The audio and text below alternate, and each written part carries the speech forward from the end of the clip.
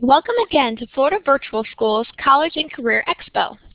For many students, taking a college entrance exam is the first step in preparing for college. As the spring of junior year approaches, many students plan on taking the SAT for the first time. My name is Ann Flenner, and I'm one of the school counselors with Florida Virtual School. I'd like to share with you some basic information about the SAT. We want you to be ready to strive for success when you take the SAT. What is the SAT? The SAT is an aptitude test. It tests many of the topics that you are covering right now in your courses at school and helps to predict your future success in college. According to collegeboard.com, it is the most widely used college entrance exam in the United States. All four-year colleges and universities in the U.S. accept SAT scores. How are these scores used? They can be used in a variety of ways. First, they can be used in a college admission decision. The SAT is just one factor among many that colleges use to get to know you a little better. They may use your high school academics, SAT scores, extracurricular activities, recommendations, personal essays, and many other factors to determine if you're a perfect fit for their school. SAT scores can also be used in course placement. Colleges usually try to take into account an individual's strengths and weaknesses as they place students in first-year courses. A student who excels in math may be placed in a higher-level math course. A student's SAT results, academic background, high school grades may all be used to determine which section of a course would be most appropriate. Some scholarships also take a student's SAT scores into consideration, so do your best and apply to those scholarships that fit you well.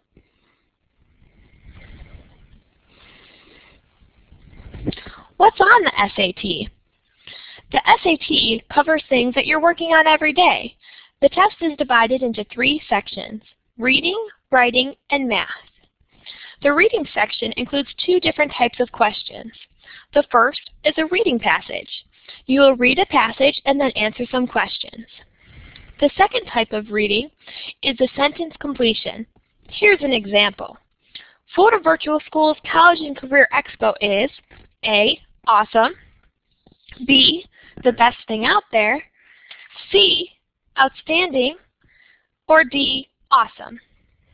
Okay, it's not exactly that easy, but you get the idea. The second section of the SAT is the writing. It includes a short essay and multiple choice questions on identifying errors and improving grammar and usage. The third section is the math section. You can expect to see algebra, geometry, statistics, and probability on this section.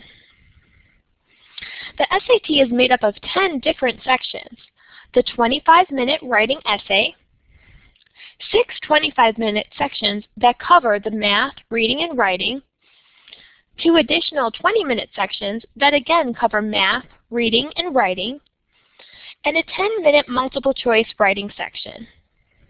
The test will take about a total of 3 hours and 45 minutes. Luckily, there are 3 short breaks throughout the test, so don't forget to bring a snack on test day. You may have heard about the SAT subject area test. The subject area tests are content-based tests that allow you to focus on a specific subject area. These tests are about an hour long and only focus on the subject area that you want to take. These are the only national admissions tests where you get to choose a test that best showcase your academic strengths. There are 20 SAT subject tests in 5 general subject areas: English, history, foreign language, mathematics, and science. A few examples of the 20 subject areas that you may take could be Spanish, U.S. history, chemistry, or literature. Some colleges require or recommend that you take the SAT subject test, but not all. So please contact your school of choice to see if they require the SAT subject area tests. How can you prepare for the SAT? Well, you're doing it right now. You're taking your courses. You would want to take rigorous courses, including AP or honor level courses, And you may want to practice some of the questions that you may see on the SAT. Visit collegeboard.com for more information on prep and practice. They have question of the day and release test questions that you may use to practice. They also have books and prep courses you could take if you choose. Well, it's test day. Did you remember to bring your admissions ticket that you received when you signed up? How about your photo ID, a calculator, a few number 2 pencils? Of course you did. Also, I hope that you slept well and ate a great breakfast in the morning. When you get to the test, be sure to read all directions and questions carefully. Be sure to pace yourself as it's a timed test. When answering questions, be sure to narrow down your choices. You are deducted for wrong answers, so if you do not know the answer to the question, you may choose to leave it blank. You do not receive credit or have credit taken away for a blank answer, so don't guess.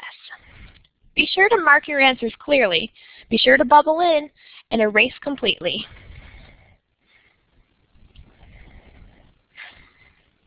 Congratulations, you made it through test day. Now's time for the score. Each section of the SAT is scored on a 200 to 800 point scale for a possible point total of 2,400. You'll also get 2 sub-scores on the writing section.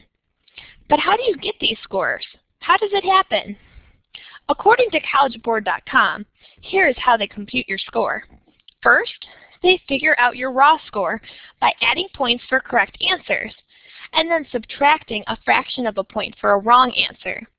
Remember, questions that you skipped don't count either for or against your score, and points aren't taken away for wrong answers on the math questions where you needed to enter an answer into the grid. Then, they take your raw score and turn it into a scale score. This is where the score of 200 to 800 points come in. This process makes it possible to compare your scores with the scores of other students.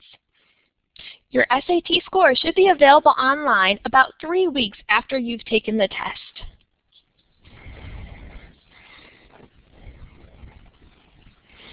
Well, you're ready to take the test? Sign you up.